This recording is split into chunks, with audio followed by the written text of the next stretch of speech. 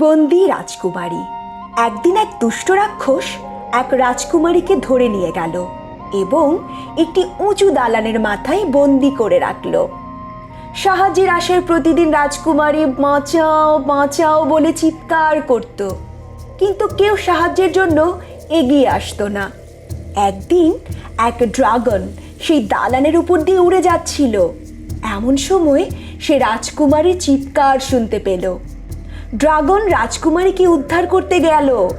ড্রাগনকে দেখে রাজকুমারী ভয় পেল। ড্রাগন রাজকুমারীকে অভয় দিয়ে বলল, ভয় নেই রাজকুমারী, আমি আপনার কোনো ক্ষতি করব না, আমি আপনাকে সাহায্য করতে এসেছি। রাজকুমারী সাহায্যের জন্য হাত বাড়ালো। ড্রাগন তাকে তার রাজপ্রাসাদে উড়িয়ে নিয়ে গেল। রাজার সৈন্যরা ভাবল ড্রাগনই রাজকুমারীকে বন্দি করে রেখেছিল। তারা ড্রাগনকে মারতে গেল।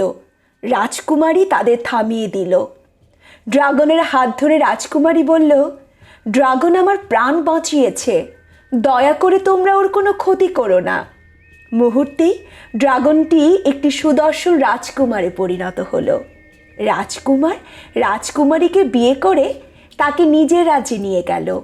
তারা একসাথে সুখে শান্তিতে বসবাস করতে লাগলো। শিক্ষা: একে অপরকে সাহায্য করলে জীবন সহজ হয়।